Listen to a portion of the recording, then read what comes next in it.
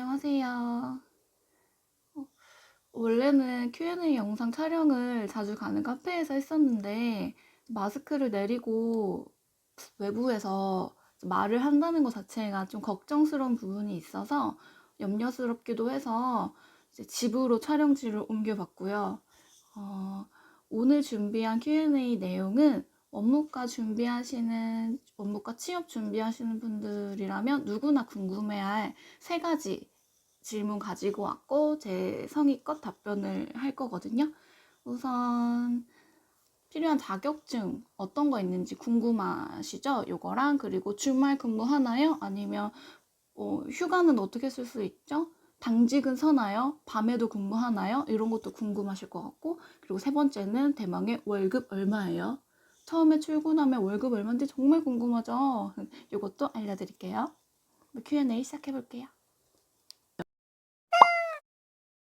원무과 취업할 때 준비해 놓으면 좋은 자격증 몇 가지 좀 알려드릴게요. 자격증 뭐 필요한지 궁금하신 분들이 많더라고요. 근데 저희는 뭐 필수적으로 뭐 이거 있어야 취업이 된다. 사실 이거는 아니잖아요. 있으면 좋은 거지. 왜냐면 우리는 행정이나 뭐 사무직이지 우리가 필수한 그 자격증이 있어야 취업이 되는 뭐 치의생사나 아니면 간호사나 간호조무사가 아니기 때문에 이런 거 준비해 놓으면 취업하는데 좀 유리하다 하는 걸로 제가 답변을 드릴 거예요. 제가 일했던 곳 같은 경우는 커말 2급 이상, 그리고 워드 1급 이상, 그리고 사무자동화 기사 자격증이 있어야 서류를 넣을 수가 있었어요. 그렇기 때문에 제가 추천드리고 싶은 거는 커말 2급 갖고 계신 분들도 많을 건데 커말 2급 정도는 따놓는 게 좋으실 것 같아요.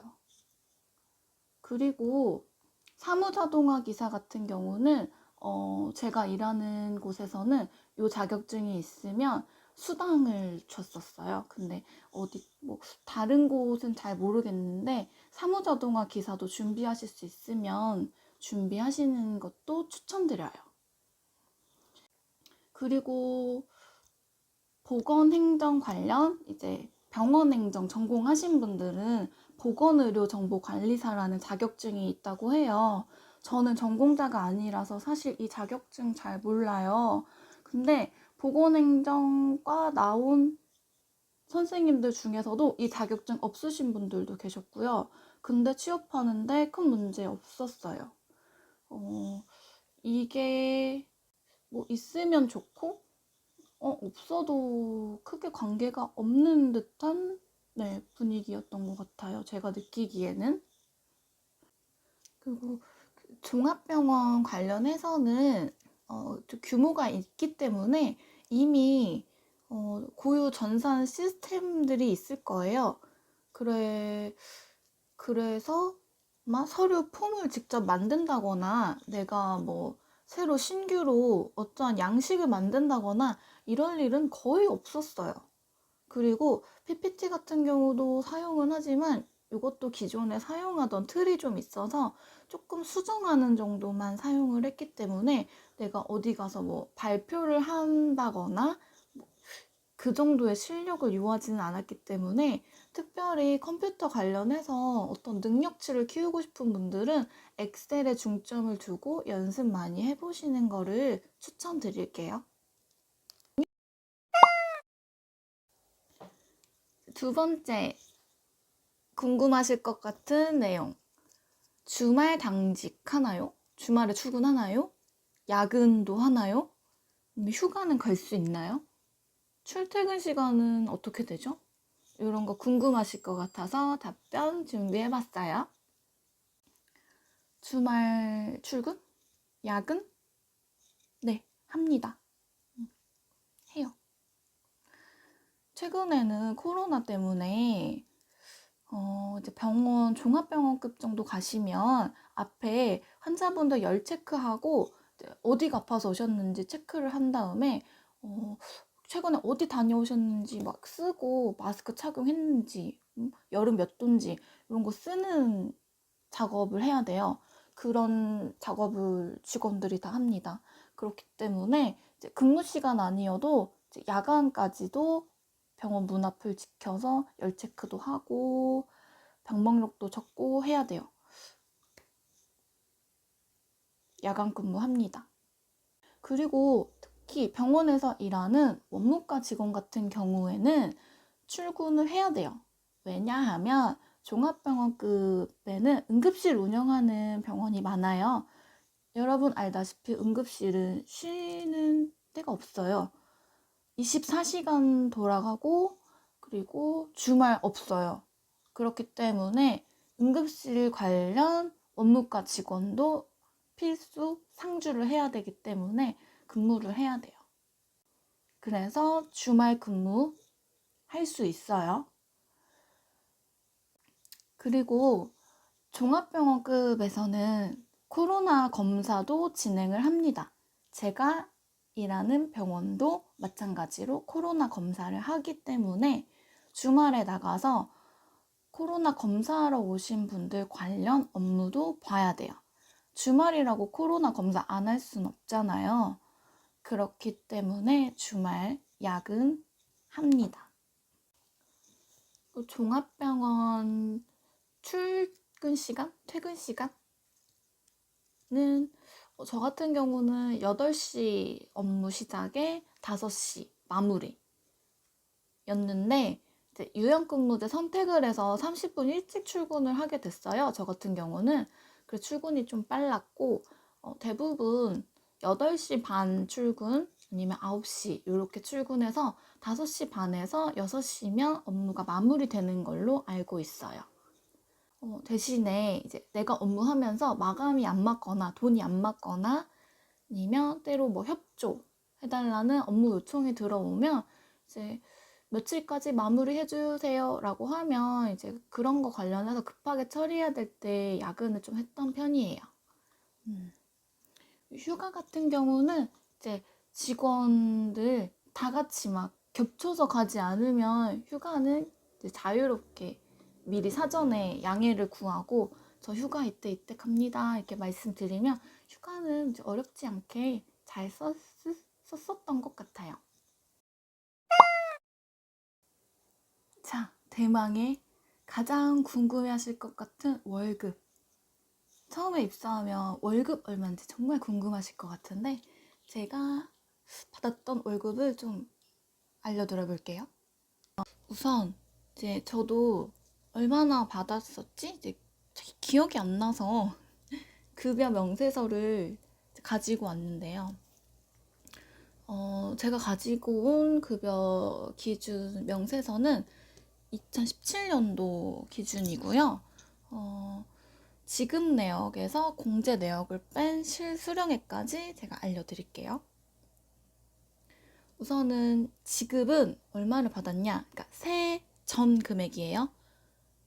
205만 3,210원을 받았고요. 공제 내역으로는 이제 세금 뗀다고 하죠. 이제 공제 내역으로는 소득세, 지방소득세, 건강보험, 국민연금, 고용보험, 식대 이렇게 6가지가 제외가 돼서 공제 내역 총 금액이 27만 2,840원이네요. 그러면 이제 세후 금액, 실지급액은 얼마냐면 두구두구두구두구 178만 370원. 2017년도 기준으로 180만 원 정도 받았네요, 월급. 처음에 입사했을 때 이 정도 받았던 거 기억이 나는 것 같아요. 제가 이렇게 안내드리는 금액은 2017년도 기준이고 또 병원마다 급여 관련한 것은 이제 다 다릅니다. 이게 기준이 될 수가 없죠.